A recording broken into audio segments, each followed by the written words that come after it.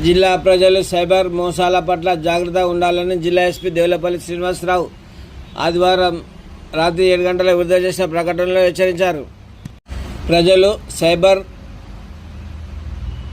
నేరాల విషయంలో మరింత జాగ్రత్తగా ఉండాలని జిల్లా పోలీస్ అధికారి దేవులపల్లి శ్రీనివాసరావు తెలియజేశారు. ఇటీవల జరుగుతున్న నేరాల గురించి ప్రస్తావిస్తూ లోన్ యాప్ మోసాలు, జాబ్ ఫ్రాడ్స్, ఏపీకే ఫైల్స్ ద్వారా డేటా దొంగతనం, అలాగే bit coin, crypto currency investments మోసాలు ఎక్కువగా జరుగుతున్నాయని తెలిపారు.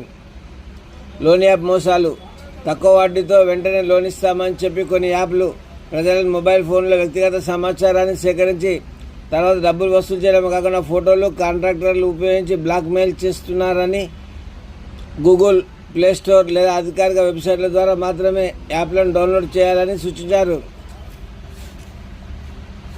జాబ్ ఫ్రాడ్స్: ఉద్యోగం ఇస్తామని నెపంతో కొంతమంది మోసగాళ్ళు సోషల్ మీడియాలో, వాట్సాప్, టెలిగ్రామ్ ద్వారా డబ్బులు అడిగి మోసం చేస్తున్నారన్నారు. ఈ విధమైన ఫీజులు ముందుగా చెల్లించవద్దని ప్రభుత్వ లేదా గుర్తింపు పొందిన సంస్థల అధికారిక వెబ్సైట్లో మాత్రమే అప్లై చేయాలని ప్రజలకు సూచించారు. ఏపీకే ఫైల్స్ మోసం: తెలియని ప్రజల లింకు ద్వారా ఏపీకే ఫైల్స్ ఇన్స్టాల్ చేయడం ద్వారా ఫోన్లోని ఫోటోలు, బ్యాంక్ వివరాలు, ఓటీపీలు హ్యాకర్లకు చేరే ప్రమాదం ఉందని చెప్పారు. తెలియని వ్యక్తుల లింకులు క్లిక్ చేయవద్దని హెచ్చరించారు. బిట్ కాయిన్, క్రిప్టో మోసం: తక్కువ సమయంలో ఎక్కువ లాభాలు వస్తాయని అనధికారిక వెబ్సైట్లో ఇన్వెస్ట్ చేయమని ఆకర్షించే మోసగాలను నమ్మరాదని సూచించారు. ఇటువంటి ఇన్వెస్ట్మెంట్ చట్టబద్ధమైనవి కావని ప్రజలు ఆర్థిక నష్టాలు చూడకుండా జాగ్రత్తగా ఉండాలన్నారు. సైబర్ మోసాలకు గురైన వారు వెంటనే cyber crime help line number 1930 number call చేసి లేదా www.cybercrime.government.in వెబ్సైట్లో ఫిర్యాదు చేయాలన్నారు.